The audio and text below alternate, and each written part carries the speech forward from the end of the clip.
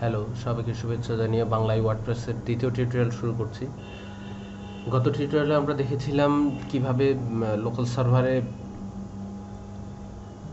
Database তৈরি করা যায়, কিভাবে ইউজার তৈরি করা যায়, কিভাবে ওয়ার্ডপ্রেস ইনস্টল করা যায় সেই সম্বন্ধে। আজকে আমরা দেখব ওয়ার্ডপ্রেসের ড্যাশবোর্ড সম্বন্ধে। তো আসুন, এই যে আমরা গত টিউটোরিয়ালে যেই ওয়েবসাইটটা তৈরি করেছিলাম ভিশনডেভ, সেটির ড্যাশবোর্ড এটা। এখানে ওপরে দেখছেন ড্যাশবোর্ড মেনুর মধ্যে আছে হোম। হোমের ভিতরে আপনি পাবেন এই যে এই অপশনগুলো সবগুলো বেশিরভাগ ক্ষেত্রেই প্রয়োজন হয় না, কিছু কিছু প্রয়োজন হয়, সেগুলো রেখে আমরা বাদবাকিগুলো আমরা হাইড করে দিতে পারি। সেটার জন্য এখানে দেখুন উপরেই লেখা আছে, অ্যাডমিন বারের নিচেই স্ক্রিন অপশনে যদি ক্লিক দেন তাহলে একটা ড্রপডাউন অপশন আসবে কিছু, সেগুলোতে দেখুন অ্যাট এ গ্লান্সে এই যে এখানে অ্যাট এ গ্লান্স হাইট হয়ে গেল, অ্যাক্টিভিটি হাইট হয়ে গেল, quick draft height, WordPress event news height, welcome height. আমাদের কি কি প্রয়োজন পড়তে পারে সেগুলো রেখে আমরা এখান থেকে বাদবাকিগুলো হাইড করে রাখতে পারি। যেমন আমাদের অ্যাক্টিভিটিটা রাখতে পারি, কে কমেন্ট করছে, যেমন এখানে একটা রিসেন্ট কমেন্ট দেখাচ্ছে। তারপর রিসেন্টলি পাবলিশড, যদিও এগুলো বাই ডিফল্ট হয়েছে, যখন আমরা ওয়েবসাইট তৈরি করেছি তখন এখানে বাই ডিফল্ট এগুলো তৈরি হয়েছে। সেটাকে আমরা অ্যাক্টিভিটিটা যদি অ্যাক্টিভ রাখি, ওয়েবসাইটের আপনার অ্যাক্টিভিটি এখানে শো করবে। তারপর আসুন কুইক ড্রাফট আপনার যদি প্রয়োজন হয় আপনি রাখতে পারেন অ্যাট এ গ্লান্স। এখানে আপনার ওয়েবসাইট এক নজরে দেখতে পারবেন যে কয়টা পেজ আছে, কয়টা কমেন্ট আছে, কয়টা পোস্ট আছে, কি থিম এখানে অ্যাক্টিভ আছে। থিম সম্বন্ধে আমাদের বিস্তারিত বেশ কিছু টিউটোরিয়াল আমরা পাবলিশ করব। তো এইরকমই এখানে হোম অপশনের মধ্যে এগুলোকে আপনার যা যা প্রয়োজন আপনি সেগুলো রাখতে পারেন। আমি এই মুহূর্তে মনে করছি এই দুইটা অপশনই আমি রাখবো। এই যে এখান থেকে আপনি ড্র্যাগ ড্রপ করে আবার বিভিন্ন দিকে আপনি এটা সাজিয়ে নিতে পারেন। যেমন এখান থেকে এই পারে পার করতে পারবেন, আর এখান থেকে হয়তো বা এই পারে পার করতে পারবেন, এভাবে কাজ করতে পারবেন। তারপর আসে আপডেটে দেখুন, আপডেটে আগে ক্লিক দিই, আপডেট চেক এগেইনে ক্লিক দিলে আপনার নতুন কোনো ভার্সন এসছে কিনা সেটা আপনাকে শো করবে। তারপর প্লাগইনস, আমরা যেসব প্লাগইন সেটআপ দিয়ে রাখবো সেই সব প্লাগইনের যদি নতুন ভার্সন যদি পাবলিশ হয়ে থাকে তাহলে সেক্ষেত্রে এখানে নোটিফিকেশন দেখাবে। থিমসের ক্ষেত্রে আপনি যেই থিম সেটআপ দিয়ে রাখবেন সে থিমের ক্ষেত্রে যদি আপডেট কোনো ভার্সন এসে থাকে তাহলে সেটা এখানে শো করবে। তারপর যাই পোস্ট, এটা ওয়ার্ডপ্রেস ইনস্টলের সময় বাই ডিফল্ট পোস্ট হয়ে থাকে।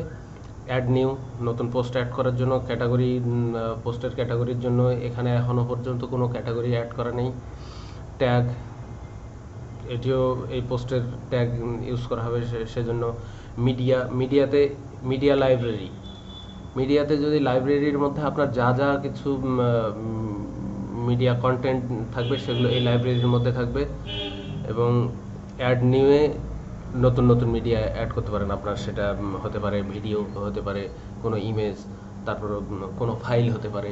সেক্ষেত্রে কিছু ফাইলের এখানে পারমিশন থাকে না, সেটা কি ধরনের ফাইল হতে পারে সেগুলো সম্বন্ধে আমরা পরবর্তীতে অবশ্যই আরও একটি টিউটোরিয়াল দিব। এই যে দেখুন এখানে আবার আরও একটা শর্ত আছে যে 2 মেগাবাইটের ওপরে সেটাকে আপনি আপলোড করতে পারবেন না। এটা 2 মেগাবাইট থেকে বাড়িয়ে আপনি 10 মেগাবাইট বা 100 মেগাবাইট বা তারও বেশি যদি আপনি করতে চান সেজন্য তারও সিস্টেম আছে, সেগুলো সম্বন্ধেও আমরা পরবর্তীতে দেখব। আসুন পেজ, এখানে অল পেজ দেখাচ্ছে। প্রাইভেসি পলিসি এটা এখন ড্রাফট আকারে দেখাচ্ছে। এটা বাই ডিফল্ট সেট আপ হয়ে থাকে প্রাইভেসি পলিসি। আপনি যখন ওয়ার্ডপ্রেস ইনস্টল করবেন তখন এটা প্রাইভেসি পলিসি এখানে সেট আপ হয়ে যাবে। এবং স্যাম্পল পেজটা আপনার একটা ডেমো একটা পেজ তৈরি হয়ে আছে, যে একটা পেজ তৈরি হলে কীরকম দেখাতে পারে সেটা এখানে শো করছে। তারপরে আসি আমরা কমেন্ট। যদি কোনো ভিউয়ার আপনার কোনো পোস্টে যদি কমেন্ট করে, তাহলে সেই কমেন্টগুলো এখানে এসে জমা হয়ে থাকবে। সেটাকে আপনি পারলে আনঅ্যাপ্রুভ করতে পারেন, ডিলিট করতে পারেন, আপনার বা অ্যাপ্রুভ করে দিতে পারেন, আপনার যা খুশি। তারপর অ্যাপিয়ারেন্স থিম নিয়ে কাজ করতে গেলে এই থিম অপশানে আছে। তারপর থিমকে কাস্টমাইজ করা যায়, উইডগেট নিয়ে কাজ করা যায়, মেনু, থিম এডিটর। যারা ভালো প্রোগ্রামিং পারেন, ওয়েব প্রোগ্রামিং যারা ভালো পারেন, পিএইচপি, জাভাস্ক্রিপ্ট, সিএসএস, এইচটিএমএল যারা খুব বেশি ভালো পারেন, তারা এই থিম এডিটর থেকে আপনারা থিম এডিট করতে পারেন। তারপর প্লাগইনের ক্ষেত্রে আপনি নতুন প্লাগইন এখানে সেট আপ দিতে পারবেন অ্যাড নিউ এ ক্লিক দিয়ে, অথবা আপনার যে প্লাগইনগুলো সেট আপ হয়ে আছে সেই প্লাগইনগুলো এখানে শো করবে। তারপর অ্যাড নিউ এ এখানে যদি ক্লিক দিই তাহলে এই অ্যাড নিউ একই কাজ। প্লাগইন এডিটর, এখানে যেমন অ্যাপিয়ারেন্সে থিম এডিটরে আমরা আমি যেটা বললাম যে যারা পিএইচপি, জাভাস্ক্রিপ্ট মানে প্রোগ্রামিং যারা ভালো পারে, তারা এই প্লাগইন এডিটরেও সেম, যারা প্রোগ্রামিং ভালো পারে তারা এখান থেকে কাজ করতে পারবে। ইউজার, দেখুন অল ইউজার, আপনার ওয়েবসাইটে কতজন ইউজার আছে, তার রোল কি, তার মেইল অ্যাড্রেস, এভরিথিং এখানে শো করবে, তার নাম সহ। আপনি এখান থেকে নতুন ইউজার অ্যাড করতে পারেন। আপনি এখানে ইউজারকে বাদ দিতে পারেন, সব কিছু এখানে করা যায়। ইওর প্রোফাইলে গেলে আপনার প্রোফাইল দেখাবে। অ্যাড নিউয়ে তো বললামই। তারপর টুলস, কোনো কন্টেন্ট ইম্পোর্ট করার জন্য, এক্সপোর্ট করার জন্য, আপনার ওয়েবসাইটের ডাটা, কন্টেন্ট সব কিছু ইম্পোর্ট এক্সপোর্ট করার জন্য এখানে অনেক কাজ আছে। তারপর সেটিংসের মধ্যে আপনি জেনারেল সেটিং পাবেন। সেটিংয়ের মধ্যে জেনারেল সেটিংয়ে আপনার এই যে ওয়েবসাইটের নাম দেখাচ্ছে, ওয়েবসাইটের ট্যাগলাইন দেখাচ্ছে, এখানে ইউআরএল, তারপরে আপনার মেল অ্যাড্রেস, তারপর নতুন কেউ মেম্বারশিপ নিতে পারবে কিনা, রেজিস্ট্রেশন করতে পারবে কিনা, সেটা যদি এখানে মার্ক করে রাখা যায় তাহলে নতুন একজন রেজিস্ট্রেশন করতে পারবে ইউজার। সেই ইউজারের রোল কী হবে সেটা সাবস্ক্রাইবার হতে পারে, কন্ট্রিবিউটর হতে পারে, অথর হতে পারে, এডিটর হতে পারে, অ্যাডমিনিস্ট্রেটর হতে পারে। এখানে writing, reading, discussion, media, permalink, privacy সব কিছু সম্বন্ধে আমরা পরবর্তী টিউটোরিয়ালগুলোতে বিস্তারিত আলোচনা করার চেষ্টা করব। সব নিচে যেটা দেখছেন কলাপস মেনুতে ক্লিক দিলে এই মেনুটাকে এদিকে শুধু আইকনগুলো দেখাবে, তাহলে উইন্ডোটা একটু বড় করে দেখাবে, দেখতে অনেকটা ভালো লাগে। আবার এখানে ক্লিক দিলে এটা এক্সপ্যান্ড হয়ে যাবে। আমরা পরবর্তী টিউটোরিয়ালে দেখব কিভাবে ওয়ার্ডপ্রেসের ওয়েবসাইটে পোস্ট তৈরি করা যায়, কিভাবে পাবলিশ করা যায়। এবং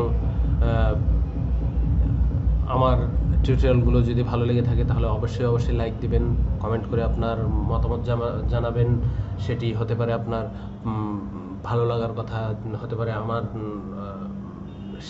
শেখানোর ক্ষেত্রে সমস্যা যদি আপনি কোনো পান তাহলে সেটাও বলতে পারেন। সেটা আমাকে অবশ্যই আরও ভালোভাবে টিউটোরিয়াল তৈরি করতে সহযোগিতা করবে। আমি আমার মধ্যে কি কমতি পাচ্ছেন সেগুলো অবশ্যই আলোচনা করবেন কমেন্টে, এবং সাবস্ক্রাইব করবেন আমার চ্যানেলটি। সাবস্ক্রাইব করে পাশে থাকা বেল আইকনটি অবশ্যই বাজিয়ে দিবেন, তাতে করে আমার নতুন টিউটোরিয়াল সম্পূর্ণ আপনি পেয়ে যাবেন। ধন্যবাদ।